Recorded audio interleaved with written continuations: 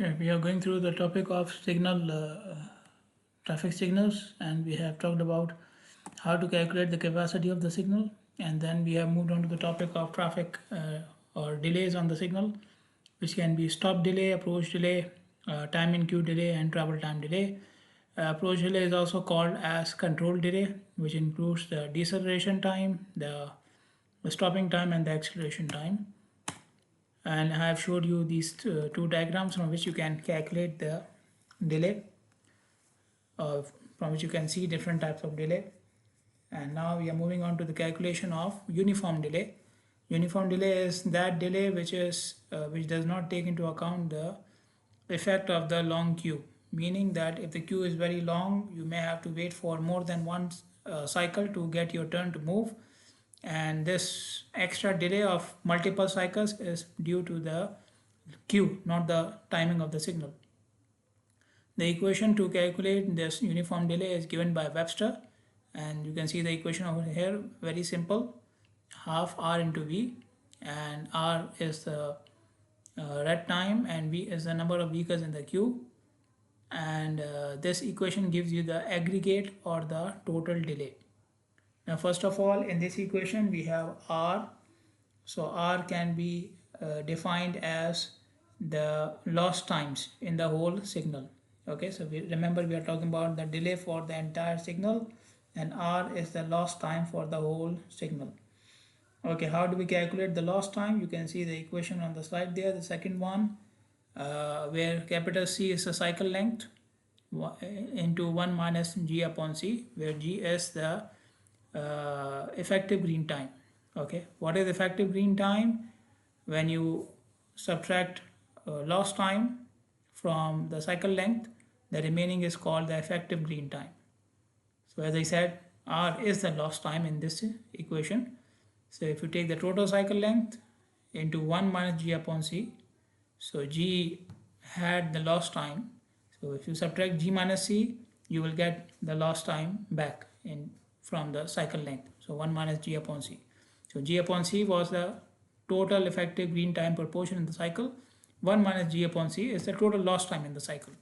So this is what we get here. Then to calculate the number of vehicles in the queue, we have two approaches. First is to use the arrival rate, which is V here. The second one is to use the departure rate, which is also called the saturation flow rate, which is S here. If you want to use the V, then vehicles arrive during red. They will be in the queue. After red, the queue starts to move, but will take some time to finish. This time is represented as TC, meaning clearance time. So Q is also available during clearance time. So V into R plus clearance time will give you the number of vehicles in the queue. V is the rate at which vehicles are arriving into the red time and the clearance time. If you want to calculate so this is what you see over here in this equation. Arrival rate into red time plus clearance time. If you want to use the saturation flow rate or the departure rate, then it will be S into TC, because there is no S during the red time. There is no departure during the red time. So you will do only S into TC, which we see over here. Okay, now you are talking about the same Q. It's the same Q. So whether you calculate as V into R plus TC or S into TC, you should be getting the same answer. So we can equate them with each other. So this is using the arrival rate, this is using a departure rate. They are equal. So from this equation we get the value of TC, clearance time. Okay, we said number of vehicles in the queue is V. It can be calculated from arrival rate as V into R plus TC. Okay, in this equation I have found the equation for TC. So I replace TC with this equation. Okay, and then I will simplify it. So this is the final equation for V. Okay, now in this equation I have the value of R as well. For R we have this equation with respect to cycle length and effective green time. So I'll replace R with this equation. Okay, so here I have done that. So this is R and this is TC. Okay, or this is I replace R from here. This was the final equation after putting TC. So R is replaced by its equation. Okay, so this is the final equation for V, and Webster said that half R into V will give you total delay. So half R is this equation, C into this bracket, and V is this whole equation. Okay, so half equation of R into equation of V, and you get the final equation for total delay. Okay, this is the equation for total delay. Divide by the number of beacons in the queue will give you average delay. So this is the equation for average delay. This is for total delay, this is for average delay. Okay, moving on. In this equation, the previous equation, we had S. Okay, so I want to replace S with something else.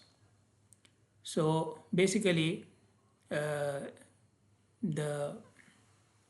relationship which we have used in one of the previous lectures is this one, that capacity upon S equals G upon cycle length. Okay, what is this relationship? G is the effective green time and capital C is the total time of the signal. Similarly, small c is the actual capacity and capital C is the total capacity of the signal. So this ratio must be equal. These two ratios must be equal. Okay, the actual upon total, this is the actual upon total. Okay, so these two ratios must be equal. From these ratios, then S equals to this thing. Okay, so I will replace S from this equation with this. Okay, so it becomes like this. Okay, and then I will further replace V by C with a new variable which is X. So what is X? V upon C. Okay, arrival rate upon capacity. Arrival rate upon capacity. And we have used the same X in the equation for delay of roundabouts as well. So the roundabout delay equation, signal delay equation have the same X, which is arrival upon capacity. Let us look at this equation. This question, we have a situation where intersection approach has 1000 vehicles per hour flow, saturation flow rate is given, cycle length is given, G by C ratio is given, and we have to apply this equation to get the average delay. Okay, first of all, you look at what is the thing which we need and we don't have. Okay, so if you look at the question, we need to calculate X. Okay, but we have the arrival flow rate which is 1000. Okay, but we don't have the capacity. Without the capacity, you cannot calculate X. X is V upon C, right? So V is given, C is not given. The first thing I will calculate is the capacity. Okay, for capacity, I will use this equation. Okay, so it was capacity upon S equals to G upon C. Okay, meaning capacity equals S into G upon C, 2800, 0.55, 1540 vehicles per hour. Okay, so now I can directly use this equation, or I can calculate X 1000 upon 1540, and I can use this equation. No, it doesn't matter, I should be getting the same answer. In this case, my average delay is 14.2 seconds per vehicle. So this is it, and there are some more problems which you can go through over here regarding whatever we have covered in this topic.